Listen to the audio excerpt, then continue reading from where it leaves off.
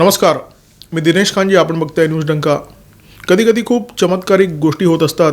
एखादी द्रष्टी व्यक्ती बोलून जाते आणि त्याचा प्रत्यय अत्यंत कमी काळात आपल्याला येतो.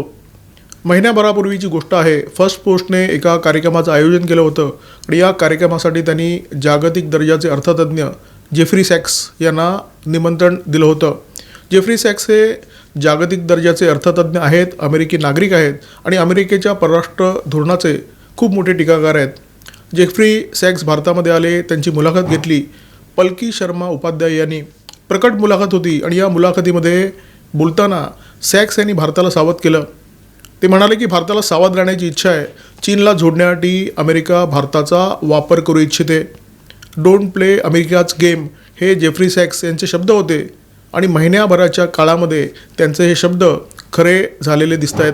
डोनाल्ड ट्रम्प यांच्या टेरिफ अस्त्रामुळे सगळं जग भयकंपित झालं होतं, त्रस्त झालं होतं. तो हा काळ होता आणि त्या काळामध्ये जेफ्री सॅक्स भारतात आले होते. पलकी शर्मा उपाध्याय हा छोट्या स्क्रीनवरचा अत्यंत लोकप्रिय चेहरा. ग्लॅमर ही फक्त बॉलिवूड आणि मॉडेलिंगच्या जगामध्ये वावरणाऱ्या नट्यांची मक्तेदारी आहे. हा जो काही समज आहे तो समज न्यूज चॅनलवरच्या ज्या अँकरनी खोटा ठरवला त्यामध्ये पलकी शर्मा उपाध्याय यांचं स्थान नंबर 1चं आहे. अत्यंत बोलका चेहरा, स्पष्ट उच्चार, टोकदार प्रश्न आणि दर्जेदार उपहास ही त्यांची वैशिष्ट्य. पलकी शर्मा यांनी जेफ्री सॅक्स यांची ही जी मुलाखत घेतली ती अत्यंत रंगली होती, छान झाली होती. या संपूर्ण मुलाखतीमध्ये जेफ्री सॅक्स यांनी अमेरिकेचे वाभाडे काढलेले दिसतात. अमेरिकेचे माजी राष्ट्राध्यक्ष हेनरी किसिंजर यांच्या एका विधानाचा त्यांनी दाखला दिला. किसिंजर यांचं एक विधान प्रचंड लोकप्रिय आहे, गाजलेलं आहे.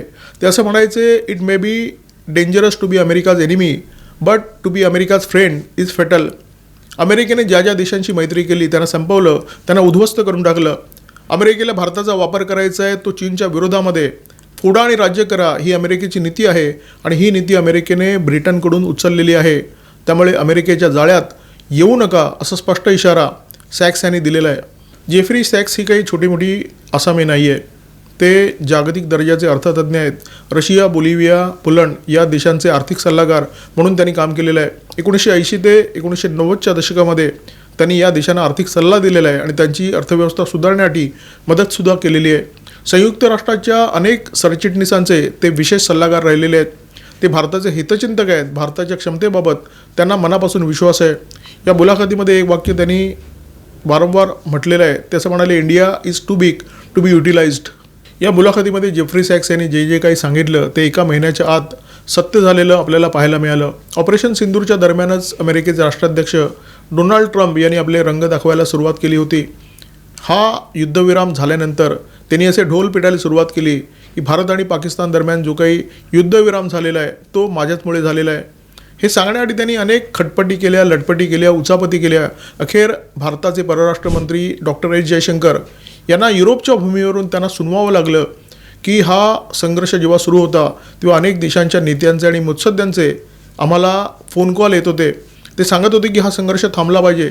तेव्हा आम्ही त्यांना सांगितलं की पाकिस्तानला जर असं वाटत असेल की हा संघर्ष थांबला पाहिजे तर पाकिस्तानच्या जनरल्सनी भारताच्या जनरल्सना फोन करून तसं स्पष्टपणे सांगितलं पाहिजे की आम्हाला हा संघर्ष थांबवायचा आहे. आणि ते जेव्हा घडलं तेव्हाच हा संघर्ष थांबलेला आहे. डॉक्टर एस जयशंकर नेदरलँड दौऱ्यावर असताना NOS या मीडियाला मुलाखत देताना त्यांनी आपली भूमिका स्पष्ट केली. त्यांना असं विचारण्यात आलं की या संपूर्ण संघर्षामध्ये अमेरिका नेमकी कुठे होती. त्याच्यावर जयशंकर यांनी खूप मासलेवाईक उत्तर दिलेलं आहे. जयशंकर असं म्हणाले, USA was in United states. Bharat आणि पाकिस्तान दरम्यान झालेल्या युद्धविरामामध्ये अन्य कोणत्याही देशाची भूमिका नव्हती. हे डॉक्टर एस जयशंकर यांनी अत्यंत स्पष्टपणे सांगितले, ठणकावून सांगितलेलं आहे. डॉक्टर जयशंकर अनेक वर्ष अमेरिकेमध्ये, चीनमध्ये मुत्सद्दी म्हणून वावरलेले आहेत. त्यांना अमेरिकासुद्धा माहिती आणि चीनसुद्धा माहिती आहे. परंतु अमेरिका आणि चीनला डॉक्टर एस जयशंकर ही नेमकी काय चीज आहे हे अजून कळलेलं नाही आहे आणि डोनाल्ड ट्रम्प यांना तर अजिबात कळलेलं नाही आहे. डोनाल्ड ट्रम्प यांच्या चोंबडेपणाला डॉक्टर एस जयशंकर यांनी अत्यंत चोख उत्तर दिलेलं आहे आणि ते सुद्धा युरोपच्या भूमीवरून. भारत अमेरिकेच्या नजरेमध्ये का खुपतोय याची काही ठोस कारणं आहेत. पाकिस्तान जसं आपल्या पायावर लोटांगण घालतो, आपल्या पायाशी सरपटतो, तसं भारताने सुद्धा करावं ही अमेरिकेची कायम इच्छा असते. मग सत्तेवर डेमोक्रॅट्स असो किंवा रिपब्लिकन, दोन्ही पक्ष वेगळे, दोन्ही पक्षांची धोरणं वेगळी, परंतु भारताकडे पाहण्याचा त्यांचा जो दृष्टिकोन आहे तो मात्र एक समानच आहे. राष्ट्र सर्वोपरी ही केंद्र सरकारची नीती आहे आणि परराष्ट्र धोरण राबवताना सुद्धा याच सूत्राचा केंद्र सरकारकडून वापर होतो आणि हीच बाब नेमकी अमेरिकेला खटकत असते. ही नीती अंमलात आणत असताना भारत कायम अमेरिकेच्या अजेंडाकडे दुर्लक्ष करतो, हा अजेंडा फाट्यावर मारतो. हे अमेरिकेच्या मुत्सद्यांना अजिबात सहन होत नाही. जेव्हा युक्रेन आणि रशियाचा संघर्ष झाला तेव्हा भारताने रशियाचा निषेध करावा, रशियाच्या विरोधात बोलावं अशी अमेरिकेची इच्छा होती.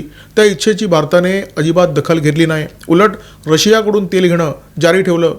अमेरिकेने विरोध केलेला असूनसुद्धा S-400 हे हवाई कवच भारताने रशियाकडून विकत घेतलं, ज्याचा ऑपरेशन सिंदूरच्या दरम्यान प्रचंड उपयोग झाला.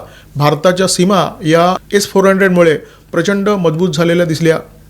त्यात ऑपरेशन सिंदूर सुरू असताना भारताने अमेरिकेचं F-16 हे विमान पाडलं. म्हणजे भारताने असं म्हटलं नसलं तरी जगामध्ये त्याचा बोभाटा झाला आणि त्यामुळे अमेरिकेच्या नाकाला पुन्हा एकदा जबरदस्त मिरच्या झोंबल्या. एका बाजूला पाकिस्तानचे नेते ट्विट करून सांगतायत की अमेरिकेने हा संघर्षविराम घडवला, त्याच्याबद्दल त्यांचे मनापासून आभार. आणि भारत मात्र ही गोष्ट सतत नाकारत आलेलं आहे. आणि भारताच्या परराष्ट्र मंत्र्यांनी आता युरोपच्या भूमीवरून जाऊन स्पष्टपणे सांगितलेलं आहे की या संघर्षविरामामध्ये ट्रम्प यांची कोणतीही भूमिका नव्हती, अमेरिकेचा कोणताही रोल नव्हता. अमेरिकेचे नेते, अमेरिकेचे मुत्सद्दी कायम भारत आमचा मित्र आहे अशी भाषा बोलत असतात, गोडगोड बोलत असतात, परंतु संकटाच्या काळामध्ये त्यांची कृती मात्र तशी दिसत नाही. या संघर्षाच्या काळामध्ये IMFने पाकिस्तानला $2 बिलियन कर्ज मंजूर केलं. IMFवर अमेरिकेचा असलेला पगडा लक्षात घेता हे अमेरिकेच्या मंजुरीशिवाय, अमेरिकेने हिरवा कंदील दाखवल्याशिवाय घडलेलं नाही आहे. हे अमेरिकेने केलं कारण भविष्यात पाकिस्तानचा अमेरिकेला वापर करायचा आहे. भविष्यात जर इराणशी संघर्ष सुरू झाला तर पाकिस्तानच्या भूमीचा अमेरिकेला वापर करायचा आहे, म्हणून अमेरिकेने हे केलं.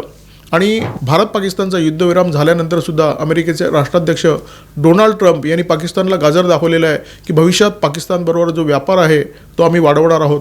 जेफ्री सॅक्स यांनी त्या मुलाखतीमध्ये जे काही सांगितलं त्याची प्रचिती वारंवार येताना दिसते. LACवरून भारत आणि चीन यांचा वाद होता आणि हा वाद इतका जबरदस्त होता की कोणत्याही क्षणी संघर्षाचा भडका उडेल अशा प्रकारची परिस्थिती होती. दोन्ही देशांच्या सेना एकमेकांच्या समोर उभ्या ठाकल्या होत्या आणि अमेरिका वाटच बघत होता की या दोन देशामध्ये संघर्षाचा भडका कधी उठतोय, कधी युद्ध पेटतंय. परंतु भारताच्या राजकीय नेतृत्वाने शहाणपणा दाखवला, संयमाची भूमिका घेतली, चीनशी वाटाघाटी केल्या. या वाटाघाटी राजकीय स्तरावर झाल्या, लष्करी स्तरावर झाल्या आणि LACवर जो वाद सुरू होता तो वाद थंड करण्यात भारताच्या राजकीय नेतृत्वाला यश आलं. आणि तेव्हा अमेरिकेच्या पोटामध्ये प्रचंड मोठा मुरडा उठला होता. अमेरिकेला हे पसंत पडलं नव्हतं, अमेरिकेचा अपेक्षा भंग झाला होता. कल्पना करा, तेव्हा जर भारताने चीनशी संघर्ष ओढवून घेतला असता तर आज भारताची काय परिस्थिती झाली असती. भारताला प्रचंड मोठ्या अडचणींना सामोरं जावं लागलं असतं. आपत्सु मित्रम जानियात हे संस्कृत सुभाषित आहे. अर्थ मित्राची ओळख संकटात होते. भारत आपल्या तालावर नाचत नाही हे डोनाल्ड ट्रम्प यांच्या लक्षात आलेलं आहे आणि त्यामुळे त्यांनी भारताला चेपायला सुरुवात केलेली आहे. त्यांनी टिम कुक यांना दम दिलेला आहे. टिम कुक हे ॲपलचे CEO आहेत. आयफोनची निर्मिती भारतात होते आणि ही निर्मिती बंद करून अमेरिकेत सुरू करा असं डोनाल्ड ट्रम्प यांचं म्हणणं आहे. अर्थात टिम कुक यांनी डोनाल्ड ट्रम्प यांच्या म्हणण्याला भीक घातली नाही. त्यांनी दुसऱ्याच दिवशी घोषणा केली की ॲपल भारतामध्ये आणखी $1.5 अब्ज गुंतवणूक करणार आहे. म्हणजे राज ठाकरे यांच्या भाषेमध्ये टिम कुक यांनी डोनाल्ड ट्रम्प यांना अरे हाड असंच म्हटलेलं आहे. त्यांनी फाट्यावर मारलं आहे. ट्रम्प टिम कुक यांच्यावर प्रचंड तिरमिरलेले आहेत, भडकलेले आहेत आणि त्यांनी घोषणा केलेली आहे की ॲपलच्या उत्पादनांवर 25% टेरिफ लावणार. 3 इडियट हा सिनेमा आपण सगळ्यांनी पाहिला. त्याच्यामध्ये एक अत्यंत गाजलेला डायलॉग आहे, दोस्त अगर फेल हो जाए तो दुख होता है, लेकिन दोस्त अगर फर्स्ट आ जाए तो ज़्यादा दुख होता है. भारताबाबत अमेरिकेची समस्या नेमकी हीच आहे. भारत स्वतःच्या शर्तीवर पुढे जातो आहे. हे ना डोनाल्ड ट्रम्प यांना पटत, ना ते पूर्वी जो बायडन यांना पटत होतं. म्हणजे डेमोक्रॅट्स असो किंवा रिपब्लिक, दोन्ही पक्षाचे नेते जे आहेत ते भारताकडे समान दृष्टीने बघत आहेत. त्यांना भारत आपल्यासोबत हवा आहे, परंतु तो पाकिस्तानसारखा आपल्या शर्तीवर नाचणारा, स्वतःच्या शर्तीवर पुढे जाणारा भारत त्यांना अजिबात नको आहे. हा भारत त्यांना खटकतो आहे. अमेरिका ज्यांना शत्रू मानतो, युरोप ज्यांना शत्रू मानतो, भारत त्यांच्या विरोधात उभा राहावा अशी कायम अमेरिकेची इच्छा असते. युक्रेन रशिया संघर्षाच्या दरम्यान भारताने रशियाच्या विरोधात उभं ठाकावं अशी अमेरिकेची इच्छा होती. भारताने चीनला सुद्धा अंगावर घ्यावं अशी सुद्धा अमेरिकेची इच्छा होती. परंतु भारताने अमेरिकेच्या या दोन्ही इच्छांना किराची टोपली दाखवली. जेफ्री सॅक्स जे काही सांगतायत ते भारताचं नेतृत्व फार पूर्वीपासून ओळखून आहे. 2021मध्ये डॉक्टर S जयशंकर यांचं एक विधान खूप चर्चेत आलं होतं. ते असं म्हणाले होते, क्वाड हे नेटो नाही. याचा अर्थ काय? क्वाड हा 4 देशांचा समूह आहे.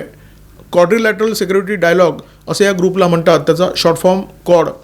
याच्यामध्ये 4 देश आहेत, ऑस्ट्रेलिया, जपान, अमेरिका आणि भारत.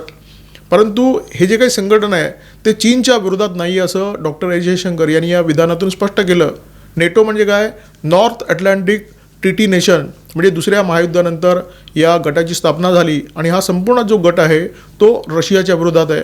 डॉक्टर एस जयशंकर यांना असं सांगायचं होतं, जसं नेटो रशियाच्या विरोधात आहे तसं क्वाड हा चीनच्या विरोधात नाही. म्हणजे चीनच्या विरोधात आपण कोणत्याही प्रकारची गटबाजी करू इच्छित नाही, हे डॉक्टर एस जयशंकर यांनी 2021मध्ये त्या विधानातून अत्यंत स्पष्ट सांगितलं होतं. म्हणजे जेफ्री सॅक्स जे काही सांगतायत ते भारताला आधीपासूनच ठाऊक आहे आणि भारत त्याच नीतीवर चाललेला आहे आणि त्याच्याचमुळे अमेरिकेचा भारतावर तिळपापड होतो आहे. ट्रम्प जे भारतावर बिथरले आहेत त्याचं महत्त्वाचं कारण हेच आहे की भारत स्वतःच्या नीती घेऊन पुढे जातो आहे. कधीकाळी या जगामध्ये रशिया आणि अमेरिकेमध्ये महासत्ता कोण बनणार, एकमेव महासत्ता कोण बनणार याच्यासाठी स्पर्धा सुरू होती. आज रशियाकडे तेवढं आर्थिक बळ राहिलेलं नाही आहे, परंतु तंत्रज्ञान आणि लष्कर या 2 गोष्टींचा विचार केला तर रशिया आज कोणत्याही महासत्तेपेक्षा कमी नाही आहे. परंतु चीन आज अमेरिकेच्या स्पर्धेत आहे, तो सुद्धा महासत्ता बनण्याच्या तयारीत आहे आणि हीच बाब अमेरिकेला खटकते आहे. कधीकाळी अमेरिकेला रशियाला ठेचायचं होतं, आज अमेरिकेला चीनला ठेचायचं आहे आणि त्याच्यासाठी अमेरिकेला भारताचा वापर करायचा आहे. परंतु भारत अमेरिकेच्या नादाला लागायला तयार नाही आहे. अमेरिकेचे राष्ट्राध्यक्ष डोनाल्ड ट्रम्प यांना भारताचे पंतप्रधान नरेंद्र मोदी हे आपला मित्र म्हणतात. ट्रम्प माय फ्रेंड असा उल्लेख ते वारंवार करत असतात, परंतु मित्राच्या नादाला लागून आपण वाटेल ते करायला तयार नाही आहे, हे मोदींनी सुद्धा दाखवून दिलेलं आहे. जेफ्री सॅक्स यांनी जे काही सांगितलं त्या नीतीवर भारत पूर्वीपासून चालतो आहे. सुदैवाने देशाची सूत्र आज अत्यंत मजबूत हातांमध्ये आहेत. पंतप्रधान नरेंद्र मोदी, परराष्ट्रमंत्री डॉक्टर एस जयशंकर ही अशी मंडळी आहेत ज्यांनी राष्ट्रीय आंतरराष्ट्रीय राजकारण कोळून प्यालेलं आहे. जगामध्ये काय काय होतं याची खडानखडा माहिती या नेत्यांकडे असते, त्यामुळे त्यांचं प्रत्येक पाऊल जागरूक असतं, सजग असतं. देश सुरक्षित आहे. त्यामुळे जेफ्री सॅक्स यांच्यासारखे लोक जी भीती व्यक्त करत आहेत की भारत कदाचित अमेरिकेच्या जाळ्यात येऊ शकतो, ते होणे नाही. न्यूज डंकाच्या या व्हिडिओमध्ये तुर्तास इथेच थांबतोय. या व्हिडिओमध्ये माझ्यासोबत होते cameraman Omkar Bhagwat, video editor Vaishnav Dubale. Video जर आवडला असेल तर लाईक करा, शेअर करा, कमेंट बॉक्समध्ये भरभरून व्यक्त व्हा. तुम्हाला काय वाटतं या संपूर्ण घटनाक्रमाबद्दल, जेफ्री सॅक्स यांच्या विचारांबद्दल, त्यांच्या भारताबाबतच्या तळमळीबाबत. सबस्क्राईब करा न्यूज डंका आणि बेल आयकॉन दाबायला विसरू नका. नमस्कार आणि धन्यवाद.